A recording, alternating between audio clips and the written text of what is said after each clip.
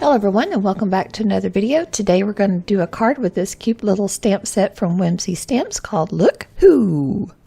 My daughter loves owls, so this is going to be her birthday card for this year. Or should I say it was, because that was way back in the middle of May, and just now getting around to editing this video, but she loved her card. Now Whimsy stamps are red rubber, so you have to remove that foam out of your MISTI, but they stamp wonderfully.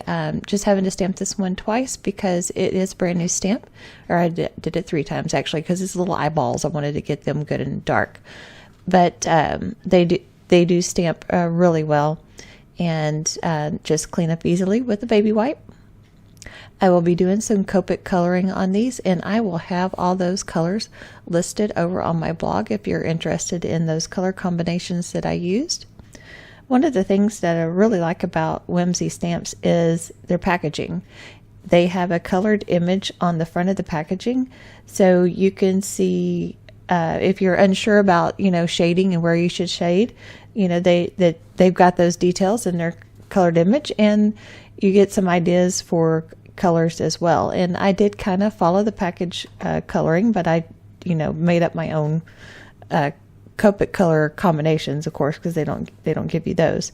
But I did take inspiration off of their package for my colors, and I was pretty pleased with the way he turned out. So all in all, it was good. You see there, I got a piece of scratch paper and put that underneath my picture because I'm working on my Tim Holtz glass mat, and that doesn't give anywhere for the Copic ink to go to when it soaks through your paper, because you're supposed to put on enough for it to soak into the paper so you get those good blends and things.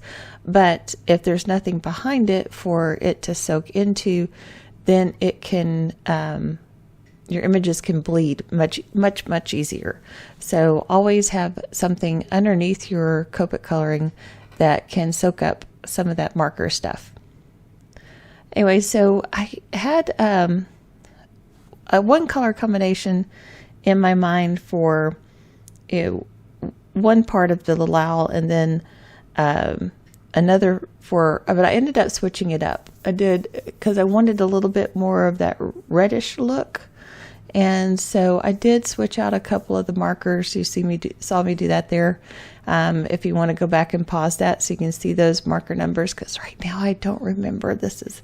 I actually made the card in the 1st of May, and now it's the end of May. So yeah, don't remember that at all. But I did write down all the numbers, and like I said, those will be on my blog post. I almost couldn't find my little cheat sheet that I had made. I searched and searched and searched my desk, and then I finally found it. And then I picked it up, and then my husband asked me to come into the living room, and I went in the living room, and I came back, and I couldn't find it again. I'm like, what the heck? I couldn't believe it. I'm losing my mind. Losing my little puppy mind. That's what we call it, since we have little puppies, is we're losing our little puppy mind. But anyway, I finally found it again, right in plain sight. Go figure. I don't know. I am losing it. But I found it, so I will have all those listed for you. All right, so what's new? What's going on in the world of the Rosinis? So we signed a contract with a contractor, and so they are working on getting the permits pulled for us to start construction. Yay! So that's an exciting thing that finally happened, and so we're looking forward to that. And they're estimating about 8 months to build. So if Mother Nature cooperates with us, that'll be a good timeline. We've also been doing a tremendous amount of work in the vineyard lately. We replaced all the bamboo poles that we first put in to tie the plants to with rebar. I'll try and insert a little picture here. I'm also going to insert a little picture of a grape cluster that I left and I didn't prune off. They're only in their 2nd year of growing, so you're supposed to prune off all the grape clusters, but this one's little berries were already so big that I just couldn't resist. I left that one. Anyway, we have a crazy amount of wind here. So those bamboo poles, which are used, frequently in vineyard planting, just didn't hold up to our wind that we have. So we put in rebar and tied it to the fruiting wire. So those puppies are not going to blow over anymore, for sure. But we do have crazy wind here. And, I always thought, oh my gosh, this wind. But we went camping over the Memorial Day weekend, and we went up to Lake Millwood in Arkansas, which is just past Texarkana. So it was actually less than a 3-hour drive. It wasn't very far at all. And there was not a lick of wind anywhere. And it was humid and stifling. I'm like, oh my gosh, I will never say anything bad about our wind again, because it does make such a tremendous difference. And I was so thankful for when the storms came in Sunday night, because it got windy and it was tolerable then. But other than that, and it wasn't that it was that overly hot, but that wind was just crazy, crazy, crazy. I mean, the lack of wind was just crazy, crazy. And so it was just humid and just miserable. So anyway, back to the card here.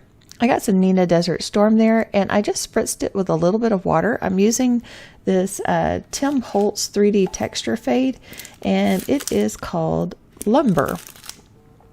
And I'm doing that for my background. And just running it through my my Cuttlebug there, and you can see you get this great wood grain. And so I'm going to dry it off just a little bit with my craft tool there, because I want to give it some color, and so I don't want it to be wet when I try and give it any color. And you just do a light mist so it doesn't get really wet. Okay, sorry I got distracted there for a minute, but my neighborhood, we have a group me with quite a few of us on it, and one of them asked if they could get some wine, because they knew that we just had our other wine bottled and everything, and so she asked what we got and details, and so I put that on there, and then all of a sudden everybody's like, yep, deliver me some wine. Yep, deliver me some wine. And I got 5 orders for wine this morning, and Venmos kept popping up in my phone, and the chat on our group me this morning was just freaking hilarious. One couple, Brandon, he's like, I still haven't got to try any, because every time they get a bottle, his wife drinks it. Not always alone, sometimes with another one of our neighbors. It's over there, and they opened a bottle of our wine and they drank it, and then the neighbor that came over, she replaced it with her bottle that she had, and Brenda's like, wait, I didn't get any of that one either. And Avi was like, nope, polish that one off too. So they ordered some more wine. So here in a little bit, I've got to get myself in gear and go and do my wine deliveries in the neighborhood. So, but I thought that was just crazy. Just all of a sudden, out of the blue, one person asked, and I've got 5 orders for wine. So if nothing else, I know that the people in my neighborhood are going to like and drink my wine. Of course, now I think that they will all expect for it to be delivered to their door from now on. But that's okay too. Okay, so back to our card again. You saw me put some distressed crayon on my little wood grain panel there. And I think that gave it a little bit of shine, and it got a little bit of color into the cracks. And you just rub that in with your finger, and it's just easy peasy. Here I had a piece, I think that is Simon Says Stamp SLATE cardstock, and I am going to back these pieces with that SLATE cardstock and matte everything up. I think mattes just give everything a really good finished look. And so my wood grain was a little bit big for the rest of that SLATE cardstock that I had left over, and I didn't want to cut into another piece, so I just cut down that wood grain a little bit, and so then I was able to make a mat real easily well, sort of easily. I guess I couldn't decide which end was up on that piece of paper. But love my little Tim Holtz guillotine trimmer. Those things are super duper sharp though. I just bumped it with my thumb, and I got a cut that I didn't think was ever going to quit bleeding. Of course, it was on my knuckle, so every time I flexed my knuckle, it bled again. So that was a pain. But anyway, okay, so here I am just gluing down this panel, and because of all the ridges and everything, I'm just putting a lot of glue all over it so it gets good adhesion to my panel. And then I will do the same with my little owl panel. I think I pop it up on some foam tape. I don't remember. We'll have to wait and see. We'll see together. Oh, that wasn't quite even. You know, I don't care how much I measure and measure and measure. Whenever I put it together, it still isn't right, and I end up trimming something somewhere. So it's a thing. I don't know why. I can't seem to get that right. This one I think came out pretty good. Most of the time I just will say, it's close. It's good enough. These are handmade cards. They're not perfect.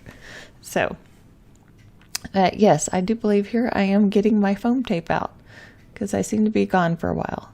Oh, that was because I'm getting low on foam tape. And so I got a piece of black fun foam out. I got to remember to start doing this when I'm doing complete panels like this. I just need to get coordinating colors of fun foam out and use my foam. It's way better anyway, because if it goes through the mail, then you're not going to have any areas where, you know, you're going to have any sagging or indentation or anything. So it is actually the better way to do it. I just need to, I guess, pull it out of the closet, out of the drawer that it's in, and bring it to where I'm putting together cards, and then I will probably remember. But you do need to set something on that, let it weight down until that all sticks together really good. Okay, so here I'm using a SCRIPTY Happy Birthday Sentiment die from Simon Says Stamp.